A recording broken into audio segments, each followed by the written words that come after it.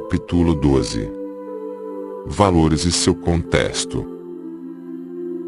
Se um homem meditar muito a respeito da constituição universal da natureza, a terra com o homem sobre ela, excluindo-se a divindade das almas, não parecerá muito diferente de um formigueiro, onde algumas formigas transportam grãos, outras, seus filhos, e algumas nada carregam, e todas se deslocam de um lado para o outro sobre um montículo de terra.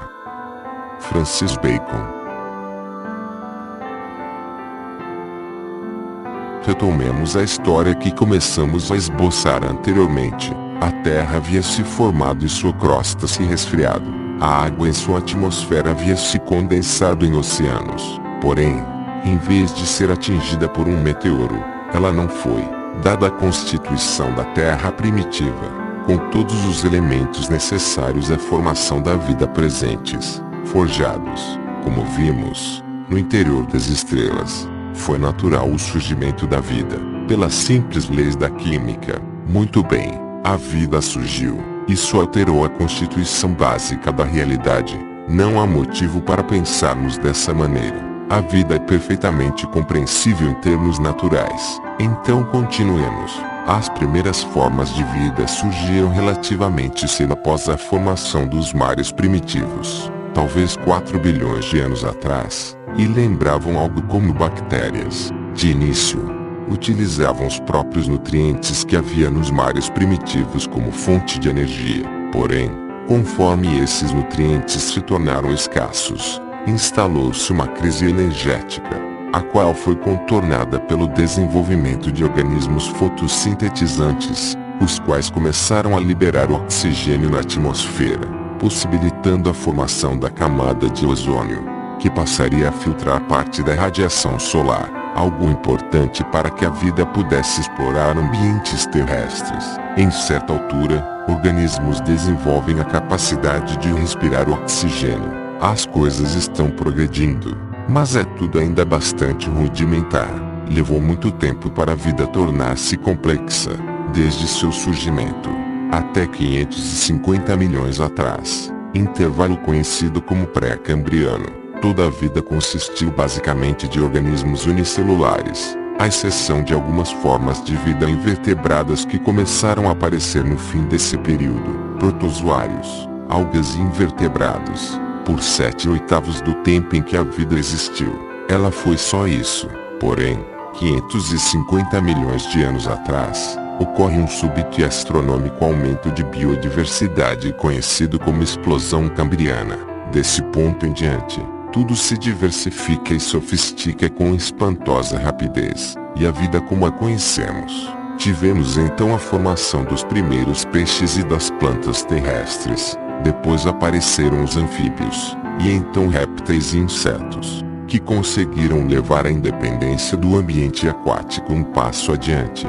Ao florescer da era dos répteis, 245 milhões de anos atrás, durante a qual, à sombra dos dinossauros, surgiram os primeiros mamíferos, o predomínio dos dinossauros estendeu-se até 65 milhões de anos atrás, época em que uma extinção em massa presumivelmente causada por um meteoro deixou margem para que os mamíferos se tornassem dominantes. E nós resultamos disso, tendo nossa espécie surgido há aproximadamente 200 mil anos. A linguagem deve ter surgido há aproximadamente 40 mil anos, e é escrita no século IV a.C. Daqui em diante, a história é razoavelmente bem conhecida por todos.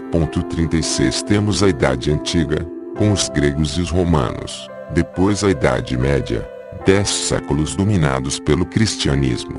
A Idade Moderna, com a descoberta da América e o Renascimento. A Idade Contemporânea, com a Revolução Francesa e também a Industrial. Depois disso tivemos as duas grandes guerras, a queda do Muro de Berlim e, finalmente, a internet de banda larga, ainda que de um modo muito básico. Isso resume a história da vida como a conhecemos. Desde o capítulo anterior até aqui, esboçamos o universo conhecido e a história da vida. Tal imagem é importante para que tenhamos uma noção clara de como viemos a existir, de como é o mundo no qual estamos, bem como o lugar que nele ocupamos. Fizemos esse preâmbulo exatamente para assegurar que o essencial não será deixado à imaginação. Daqui em diante, nossa proposta será tentar entender como nossas vidas, particularmente, nossas vidas mentais, se encaixam na realidade conhecida. Partiremos de algumas explicações preliminares envolvendo perpetuação genética e composição populacional, e veremos também a função de nossos sistemas nervosos nisso tudo, e de que modo eles se envolvem numa personalização da realidade com fins biológicos. Feito esse percurso inicial, teremos condições de entender como nossos valores, que resultam disso tudo, se encaixam na realidade conhecida. Comecemos pelo básico. A vida é um sistema programado para perpetuar a si próprio, e a informação relativa a essa programação fica armazenada em moléculas de DNA. Nelas encontramos instruções para a construção de organismos que trabalharão ativamente para perpetuar, ao longo das gerações, essas mesmas moléculas que os criaram. Assim, conforme procriamos, é como se nosso DNA assaltasse a geração seguinte, deixando para trás os corpos paternos, que nessa ótica seriam apenas envoltórios perecíveis, abrigos temporários que o DNA utiliza para saltar em direção à eternidade. 37 Colocando em termos práticos, o DNA humano tem a receita para a construção de um corpo humano pré-programado para fazer cópias de si mesmo. A replicação, obviamente, acontece quando temos filhos, os quais produzirão netos, e assim sucessivamente, desde seu surgimento, há cerca de 4 bilhões de anos, até os dias de hoje. A vida foi uma série ininterrupta de gerações de organismos que fazem sempre a mesma coisa, cópias de si mesmos. Pensemos agora em como esse mecanismo chega a determinar a composição populacional das espécies. Imaginemos uma população de humanos na qual houvesse dois tipos de pessoas. A variante X e a variante Z. A variante X gosta de música e de sexo. A variante Z gosta de música, esporte, arte, literatura, línguas, ciência, política, antiguidades, sociedade, tecnologia, cultura e política, mas não gosta de sexo. Trata-se de um modelo extremamente simplificado, mas é apenas para entendermos a ideia central. Vejamos então como as coisas progridem. Na primeira geração, temos uma população com 50% da variante X e outros 50% da variante Z. Na segunda geração, temos 100% da variante X e a variante Z está extinta. Em apenas uma geração, a variante Z simplesmente desapareceu. Por quê? Bem, o que mais poderia ocorrer, se ela não deixou descendência? Por admirável que fosse o currículo da variante Z, isso não tem nenhuma importância em termos evolutivos se o indivíduo não produz filhos. 38 A variante X, apesar de inferior em termos intelectuais, preocupou-se com a sua própria perpetuação. Por isso continuou a existir. Tendo em vista esse mecanismo, se pensarmos em longo prazo, não parece haver alternativa quanto ao tipo de organismo que dominará o horizonte da vida. Apenas os bons reprodutores, somente bons reprodutores pertencem à eternidade. E vimos que não há poréns nesse processo. Se, por um motivo qualquer, uma variante deixar de reproduzir-se, deixará também de existir em apenas uma geração, restando apenas aqueles que se reproduzem. Assim, a cada geração, predomina o perfil genético dos melhores reprodutores da geração anterior. Pode ser uma peneira simples, mas funciona, conduzindo a um refinamento progressivo e contínuo das formas de vida. Portanto, considerando que os indivíduos são selecionados sempre pelo mesmo critério, o sucesso reprodutivo, foi inevitável que a vida se tornasse altamente especializada em perpetuar a si própria. É nesse sentido que podemos dizer, em termos metafóricos, que o sentido da vida é continuar existindo. Claro que as moléculas de DNA não querem nada realmente, pois elas nem sabem que existem, mas o detalhe é que elas não precisam saber, só precisam funcionar, só precisam se comportar como se quisessem, pois isso dá resultados. E o mesmo se aplica aos organismos que o DNA constrói. Eles não precisam entender por que fazem o que fazem em sua totalidade, Só precisam fazer. Fazer é essencial. Entender é acidental. Tanto que somos, provavelmente, a única espécie que entende.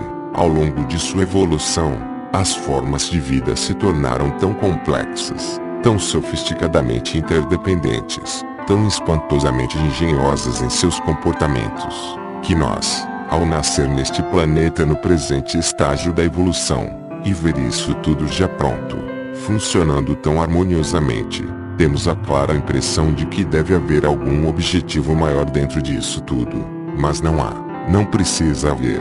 Assim como fotocopiadoras não precisam entender de fótons para criar cópias de documentos, organismos não precisam entender de DNA para criar cópias de si mesmos. Como qualquer processo físico, a coisa toda funciona sem a intenção de funcionar. Se observarmos as formas de vida ao nosso redor, veremos que uma porção considerável de seus esforços é direcionada a competir umas com as outras. Por que isso acontece? Porque não conseguimos viver em paz, sem rivalizar uns com os outros. Não é muito difícil entender. Comecemos imaginando uma população idealmente pacífica, que tem à sua disposição recursos abundantes, para nossos fins. Suponha-se que essa população tivesse 100 membros, e que o ambiente no qual se encontra fosse capaz de sustentar 100 milhões de membros.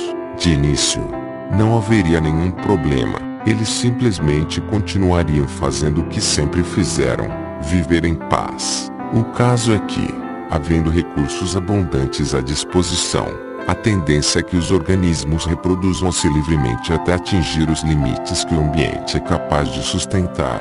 Talvez imaginássemos que levaria uma eternidade para que 100 organismos se tornassem 100 milhões. Porém, em progressão geométrica, as coisas acontecem muito rapidamente. Para ilustrar, suponha-se uma taxa de reprodução modesta. Cada organismo gera 2 filhos. Nesse ritmo, quantas gerações seriam necessárias para que 100 organismos ultrapassassem o limite ambiental de 100 milhões? Se fizermos as contas, veremos que seriam necessárias apenas 20 gerações. Na primeira, temos 100, na segunda, 200, na terceira, 400, depois 800, 1600, e assim sucessivamente, até que, na 20ª geração, chegamos a 104.857.600 organismos.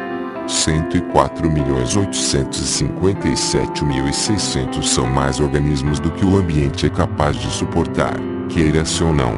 4.857.600 deles terão de morrer.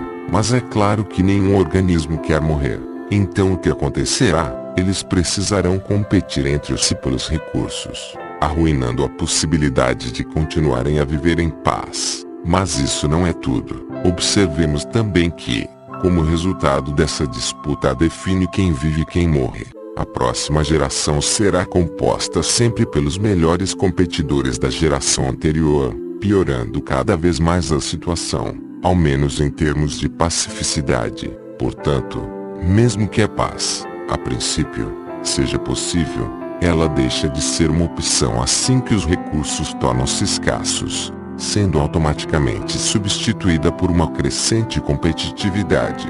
Note-se então que, se mesmo nos dias de hoje, em que não há realmente necessidade de competirmos entre nós mesmos, continuamos a fazê-lo, é simplesmente porque fomos programados para ser assim. Claro que, do ponto de vista do próprio organismo, seria provavelmente preferível uma vida calma e pacífica. Porém, como a evolução é um processo cego, indiferente aos organismos que cria, a própria dinâmica da vida leva ao esgotamento dos recursos. Isso automatiza a competição interna, a qual passa a filtrar a composição genética da população como um todo em função de sua habilidade relativa de encontrar recursos. Temos assim um modelo bastante claro de corrida armamentista, no qual os organismos são selecionados brutalmente por sua capacidade de sobreviver e reproduzir-se melhor que os demais, a famosa seleção natural.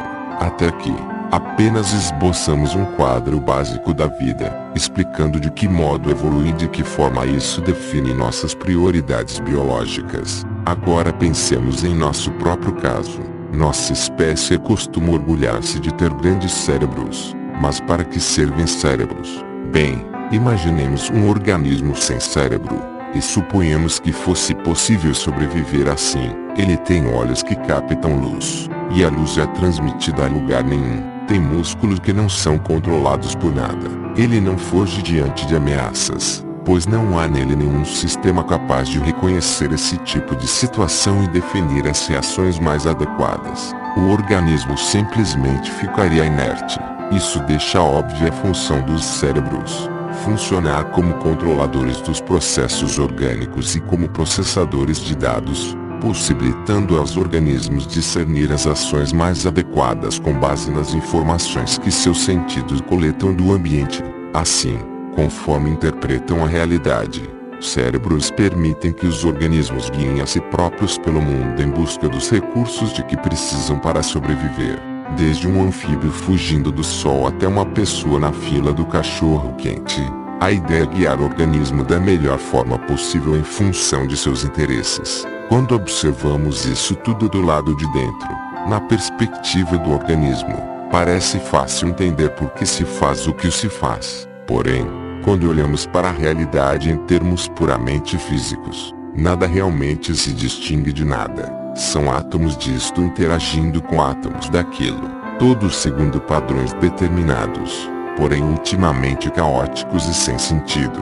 Assim, ao pensar nos organismos enquanto um fenômeno físico, não fica imediatamente claro como eles poderiam querer alguma coisa, se os organismos são físicos, e se a física não visa nada, porque os organismos não são simplesmente zumbis. O detalhe é que organismos vivos, ao mesmo tempo em que são estruturas físicas, são também máquinas que possuem programações. A informação que temos codificada em nosso DNA diz respeito exatamente às formas mais eficientes de programar robôs físicos com comportamentos que os levem a produzir cópias de si mesmos. Portanto, além de programar a constituição do robô em si mesmo, o DNA também precisa programar o seu comportamento. Daí a importância dos cérebros, pois é onde essa programação fica armazenada. Que programações serão essas? Podem ser várias, mas, para ilustrar o básico, imaginemos um organismo que tivesse a missão de sobreviver, e que para isso tivesse de alimentar-se. Tentemos nos colocar no lugar desse organismo. Que tipos de comportamento programaríamos em nós mesmos se tivéssemos de fazer tais coisas? Para nossos fins, pensemos só no essencial. Seriam instruções sobre como localizar fontes de alimento e como identificar situações que representassem perigo. Nós então programamos o organismo com comportamentos que promoverão sua sobrevivência e, depois, deixamos-lo agir por conta própria. Suponhamos que esse organismo estivesse perambulando pelo ambiente e, eventualmente, se deparasse com uma fonte de alimento, tendo sido programado para buscar alimentos. Assim que seu sistema visual capta essas informações, seu cérebro processa os dados e dispara o comportamento adequado: alimentar-se. Porém, enquanto se alimenta, seu sistema auditivo capta mais dados do ambiente. Seu cérebro processa esses dados e, detectando a aproximação de um predador, dispara o comportamento adequado: fugir. Aos nossos olhos, isso tudo é trivial. Porém, o interessante está em notar de que modo o cérebro do organismo processa os dados que recebe, não imparcialmente, em função de um absoluto rigor para com os fatos, mas parcialmente, em função daquilo que promoverá sua sobrevivência. Assim, o cérebro não precisa apenas entender, mas entender parcialmente, em função das metas desse organismo. Em outras palavras, precisa interpretar a realidade, aos olhos do sujeito. A realidade passa a ser analisada em função daquilo que será favorável ou contrário aos seus objetivos. A ótica torna-se comprometida, o conhecimento torna-se o meio, e temos assim o surgimento do ponto de vista subjetivo. Ao lado disso, consideremos também que, na questão da sobrevivência, cada organismo é seu próprio objetivo, pois sobrevivência é algo individual, ao menos na maioria das espécies. Então, como é cada um por si, cada qual interpretará a realidade em função de seu próprio ponto de vista, em função dos objetivos específicos com os quais está comprometido.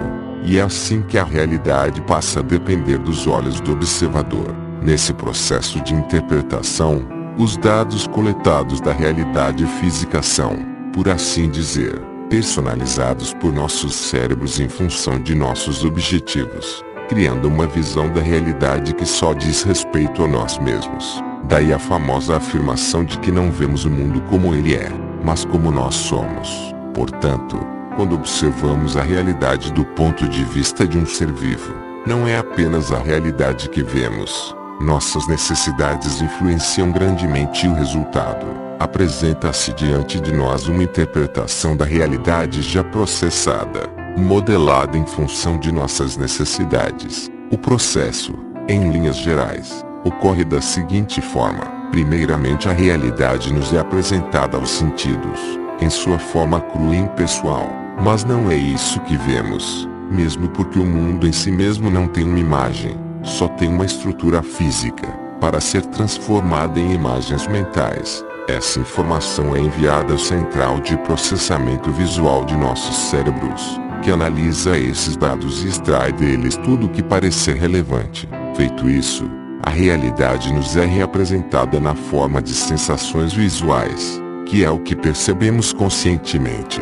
Para melhor entendermos o que é esse processamento e essa interpretação de que falamos, imaginemos que tivéssemos um arquivo de computador, uma imagem, por exemplo. Se algum dia já tivermos utilizado computadores, saberemos que arquivos de imagem não são, eles próprios, uma imagem. São, na verdade, uma série de zeros e uns armazenada num disco rígido. Então, se quisermos visualizar essa imagem, precisaremos de um programa que interprete, que processe os dados armazenados no disco rígido e os exiba na tela do computador. Porém, isso precisa ser feito da maneira correta. Se abrirmos esse arquivo com um processador de textos, ele simplesmente nos aparecerá como uma série de símbolos incompreensíveis, os quais nunca nos darão qualquer ideia do que se trata a imagem. Porém, abrindo esse mesmo arquivo com um processador de imagens, a série de zeros e uns será adequadamente interpretada como clichês de diferentes cores, os quais nos darão o que queremos, a imagem propriamente dita. Portanto, não vemos o arquivo em si mesmo, mas apenas a representação desse arquivo feita pelo software. E não nos esqueçamos de que isso tudo ocorre a partir de um hardware físico, assim como nossa consciência ocorre em nossos circuitos neurais. Assim como computadores, nossos cérebros precisam processar os dados coletados do ambiente antes de poder apresentá-los à nossa consciência. O mundo em si mesmo não nos é diretamente acessível, só podemos acessá-lo indiretamente, na forma de representação.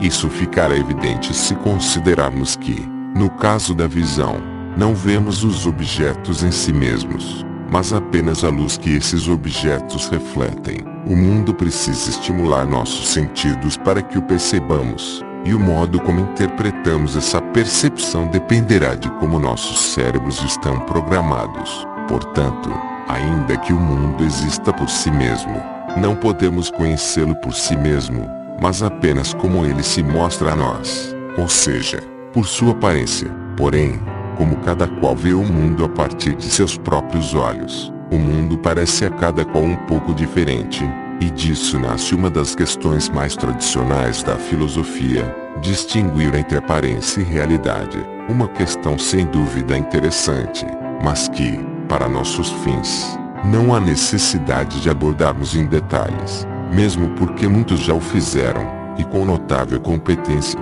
O essencial é percebermos que, como nossos sentidos evoluíram para nos ajudar a sobreviver, e não para nos ajudar a alcançar a verdade, tudo o que observamos no ambiente não é apenas entendido, mas também interpretado em função de sua utilidade à vida. É por isso que, aos olhos do sujeito, a comida torna-se saborosa, os sons tornam-se informativos, copular torna-se prazeroso, corpos saudáveis tornam-se atraentes. Como temos necessidades pessoais a serem satisfeitas, é na verdade imprescindível que interpretemos a realidade dessa forma pessoal, pesando os fatos em função daquilo que nos interessa. Se não fizéssemos isso, simplesmente não sobreviveríamos. Portanto, nesse contexto, a parcialidade não deve ser entendida como algo ruim, e sim como uma ferramenta de sobrevivência. Agora, para entender como isso tudo se encaixa em nossas vidas cotidianas, encaremos a questão de uma forma mais prática. Por exemplo, imaginemos uma mesa. Nela um prato de comida e outro prato de veneno. O que pensamos? A comida me alimentará, o veneno me matará. Claro, faz perfeito sentido. Porém, em termos físicos, o que é a comida, senão um tipo de composto do qual nosso corpo retira energia? O que é o veneno, senão uma substância que emperra nosso sistema? Em si mesmas, essas coisas não significam nada, mas, aos nossos olhos, elas passam a significar muitas coisas, a depender de nossos interesses. Em regra, será mais ou menos automática a interpretação: a comida é boa, o veneno é ruim. Contudo, tais julgamentos não têm um valor objetivo, pois dependem de nosso ponto de vista, que não é imparcial. Apenas as propriedades físicas do veneno são objetivas. O veneno não depende de nosso ponto de vista para ser venenoso, mas depende de nosso ponto de vista para ser mau. Assim, em nosso estômago, o veneno é mau. No estômago do inimigo, é bom. Isso deixa claro que julgamentos de valor dizem respeito às prioridades de nossa máquina biológica, não à realidade em si mesma. Em termos físicos, utilizemos mais alguns exemplos para ilustrar esse mecanismo de representação da realidade. Suponha-se que, por algum motivo, acordássemos num lugar estranho. Qual será a nossa primeira reação ao acordar? Olhar ao nosso redor. E o que está acontecendo nesse preciso instante? Nosso cérebro está fazendo automaticamente uma releitura funcional da realidade física em termos de interesse biológico. Metaforicamente, é como se nosso cérebro criasse para nós uma espécie de versão legendada e comentada da realidade, exatamente para sabermos o que fazer diante de cada situação. Fazendo um paralelo, lembremos-nos de como o ponto de vista de androides é retratado pelo cinema. O androide vê o mundo normalmente, como nós, mas há em sua visão também todos aqueles números e mensagens descrevendo sua missão, suas prioridades, quanta energia tem à sua disposição, que partes de seu sistema precisam de atenção, e assim por diante. Em nosso próprio caso, temos basicamente isso, só que os dados, em vez de serem projetados em nossas retinas, nos vêm na forma de sensações, desejos, impulsos. Por exemplo, se estamos andando pela rua e, por azar, num tropeço, fraturamos a perna, isso não fará com que apareça uma mensagem em nosso campo visual. Atenção! A estrutura óssea de sua perna foi gravemente danificada. Pare imediatamente de caminhar. A versão humana disso é sentir dor. Ficamos temporariamente incapacitados pela dor, e isso previne maiores danos. Procuremos algum outro caso que nos pareça familiar. Por exemplo, uma barra de chocolate. Porque o chocolate é doce. Porque estamos programados para percebê-lo como algo doce. Nosso organismo aprendeu, evolutivamente, a colocar essa legenda no chocolate porque essa substância tem o típico perfil daquilo que será uma ótima fonte de energia. Quando pensamos a respeito, fica claro que a própria noção de haver um sabor doce só faz sentido no contexto de um organismo que precisa de energia para sobreviver.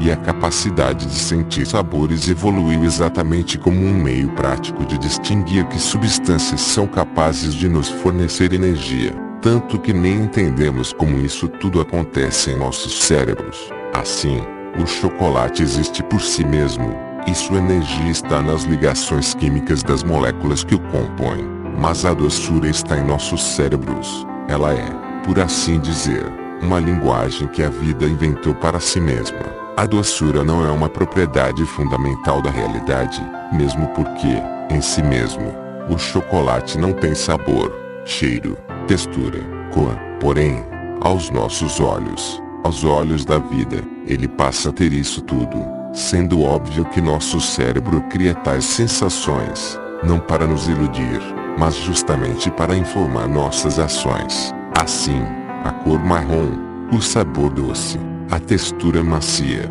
o cheiro suave, isso tudo diz respeito ao modo como o chocolate nos é representado em termos de valor biológico, levando-nos a percebê-lo como algo útil para permanecermos vivos. Isso se aplica a várias outras coisas. Pensemos em fome, ansiedade, calma, raiva, tristeza, alegria. Tais coisas são apenas indicadores do status de nosso organismo.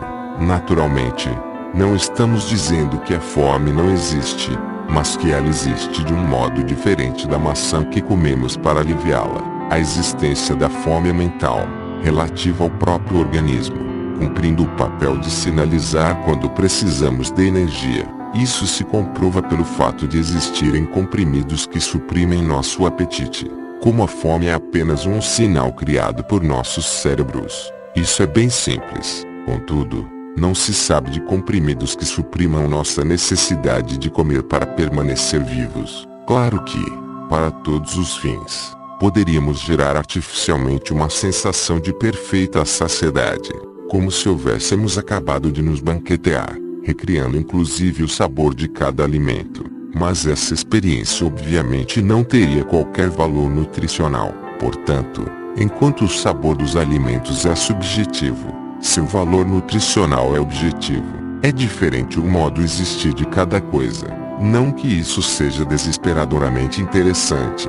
O que estamos tentando ilustrar é que, como tais processamentos ocorrem de forma inconsciente e automática, dificilmente chega a haver em nossas mentes uma distinção clara entre ambas as coisas. Assim, em nossas vidas cotidianas, sem nos darmos conta, tudo o que fazemos, sentimos e pensamos é de algum modo orientado à sobrevivência. Olhamos para fontes de água e consideramos se são adequadas para o consumo. Olhamos para corpos e julgamos se são sexualmente compatíveis. Ouvimos uma conversa e avaliamos se contém informações que nos possam ser úteis. Aos nossos olhos, essa parcialidade é absolutamente natural, criando a tendência de tomarmos nossa representação da realidade pela própria realidade. Contudo, aqui nossa intuição nos engana, pois, como vimos, a realidade em si mesma não tem cores, sons, cheiros, sabores, texturas, sentimentos, intenções, interesses, desejos. Nada disso. Tais coisas só passam a existir no contexto de nossas mentes, como representações da realidade. Se tivermos detalhes em mente, já não nos parecerá muito exagerado sugerir que vivamos numa espécie de realidade virtual, pois acabamos de ver que o mundo, como o experimentamos, é criado por nossos cérebros. Não que a vida seja pura e simplesmente um delírio, nossos cérebros não inventam isso tudo a partir do nada. Porém, também não há como negar o fato de que nossa experiência de existir é mental, uma virtualização da realidade que mistura o dentro e o fora, parcialmente baseada no mundo objetivo, mas também parcialmente baseada em nós mesmos. Naturalmente, se continuarmos nesse raciocínio, seremos levados à conclusão de que a vida, no fim das contas, é uma espécie de sonho. Claro, um sonho lúcido, porque sonhamos estar na realidade, e estamos. Porém, em rigor, nossas sensações nada mais são que uma alucinação que corresponde aos fatos. Até aqui, passamos por vários assuntos, mas ainda não abordamos nossos valores propriamente ditos. Não o fizemos porque, conforme desenhamos seu contexto, a questão praticamente se responde sozinha. Nossos valores se tornam tão claramente delimitados que praticamente não restam dúvidas a respeito do que são. Ao lado disso, como também discutimos de que maneira aquilo que somos influencia o modo como percebemos a realidade, podemos agora tratar a questão dos valores pessoais de uma forma mais isenta, mais clara e precisa, sem nos envolvermos em defesas de achismos ideológicos. Primeiramente, o que é um valor? Vimos que é um julgamento, uma parcialidade em relação a algo, um gosto, uma preferência, uma opinião. São várias definições cabíveis, e todas elas discutíveis. Porém, mais importante que definir inequivocamente o que é um valor é entender sua função. Então, para que servem valores? Por que valorizamos as coisas? Por quê? Nunca é demais repetir. A realidade não se importa. Valores foram exatamente a solução que a vida encontrou para contornar essa indiferença.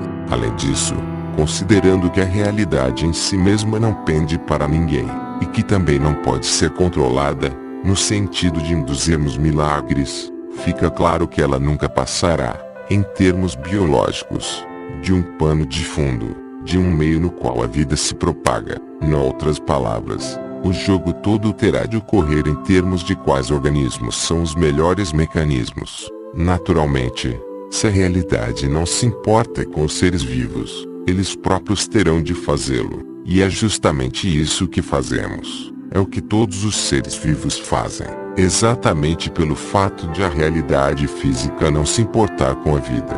Essa iniciativa teria de partir da própria vida, evolutivamente falando. Uma máquina que apenas captasse a realidade eficazmente, mas que não tomasse qualquer providência no sentido de satisfazer suas necessidades, simplesmente permaneceria em estado vegetativo até uma provável morte por inanição. Organismos indiferentes a si mesmos não funcionam. Para termos chances de sobreviver, precisaremos valorizar quem somos. E esse tipo de mecanismo, por ser tão básico, e ao mesmo tempo tão eficiente, seria algo que presumivelmente evoluiria com grande rapidez, ao menos na escala evolutiva. Para traduzir em termos práticos, imaginemos um organismo apático, indiferente à vida ou à morte, e outro que ama viver.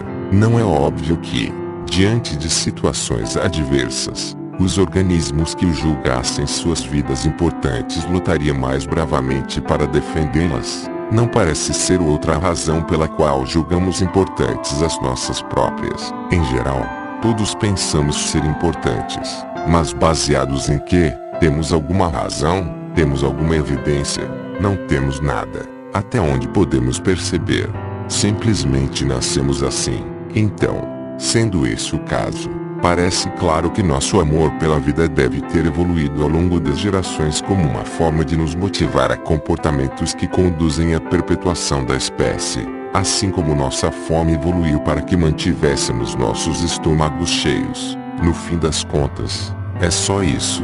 Nós nos importamos porque importar-se funciona, não porque sejamos realmente importantes. O valor da vida é apenas mais uma peça de nosso instrumental tecnológico de sobrevivência, assim como a habilidade de distinguir cores. Pois então, diferentemente do que poderia parecer à primeira vista, a questão nada tem a ver com a verdade, mas apenas com a sobrevivência, com o que funciona em termos de perpetuação genética. Considerando o percurso que fizemos até aqui, parece que conseguimos alcançar o objetivo ao qual nos propusemos inicialmente, que era entender o lugar que nossos valores ocupam no contexto da realidade conhecida. Podemos perceber que a vida não é realmente importante, mas ao mesmo tempo entendemos por que é decisivo que nos sintamos importantes, porque funciona. Ao abordar ambas as faces da questão simultaneamente, conseguimos resgatar, não apenas a transparência das partes,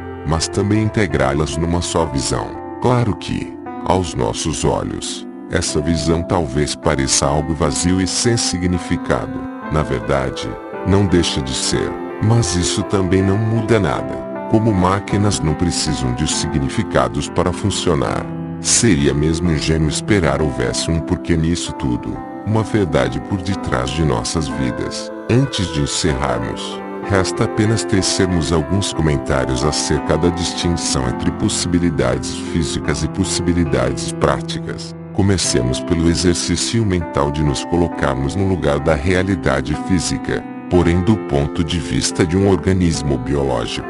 Pensemos num ser vivo que traduzisse as características da realidade física em termos de funcionalidade biológica, ou seja, um ser que existisse e funcionasse por si mesmo, que não tivesse necessidades, que não precisasse assegurar sua própria existência, e assim por diante. Não precisa comer, não precisa beber, não precisa se perpetuar, não precisa se divertir, não sente tédio, não sente cansaço, não envelhece e não tem predadores naturais. Em suma, não precisa de nada, sendo capaz de retirar do próprio ar que respira a energia necessária à sua sobrevivência. Concedamos a esse organismo uma consciência similar à nossa e o coloquemos no centro de uma planície qualquer. O que ele faria? Presumivelmente, nada.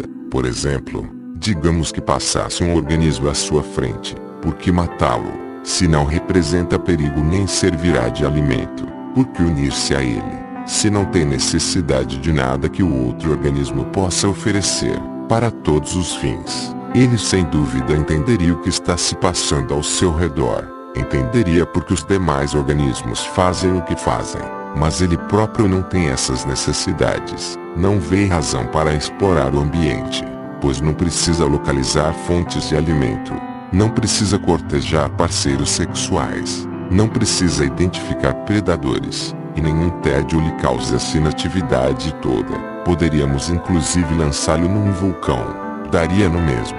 Nessa situação, mesmo podendo fazer tudo o que quisesse, inclusive coisas absurdas, como alçar voo até a lua, ele nada faz, pois nada quer. Essa indiferença seria mais ou menos a tradução da física em termos biológicos. Tudo bem, mas isso demonstra o quê? Demonstra que não existe, em si mesma, a necessidade de fazermos qualquer coisa. Sim, isso é óbvio. Mas o interessante está em perceber o que isso nos revela por contraste. Se a física nada quer, tudo o que queremos só pode ser por conta da nossa biologia.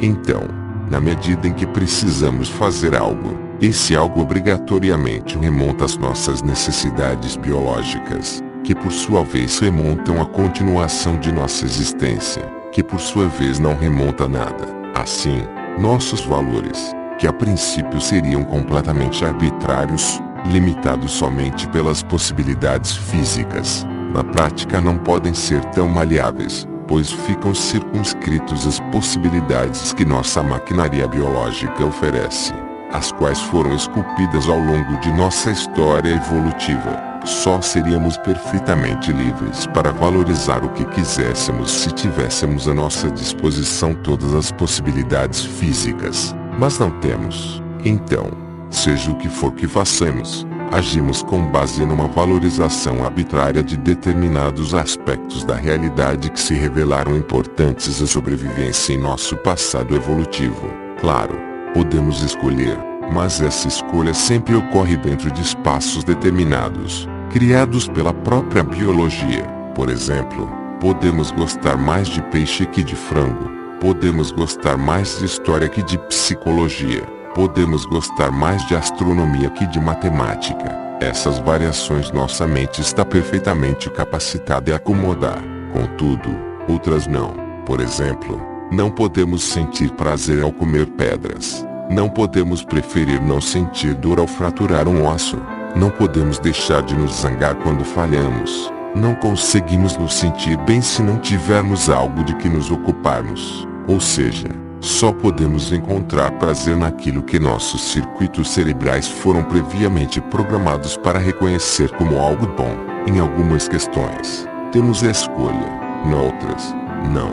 Assim, o fato de nossos comportamentos possíveis ficarem sempre limitados àquilo que é compatível com nossos circuitos cerebrais pré-existentes ilustra de que modo nossas possibilidades de valor ficam circunscritas ao contexto criado por nossas próprias maquinarias. Claro que, em rigor, nada disso precisaria ser necessariamente assim.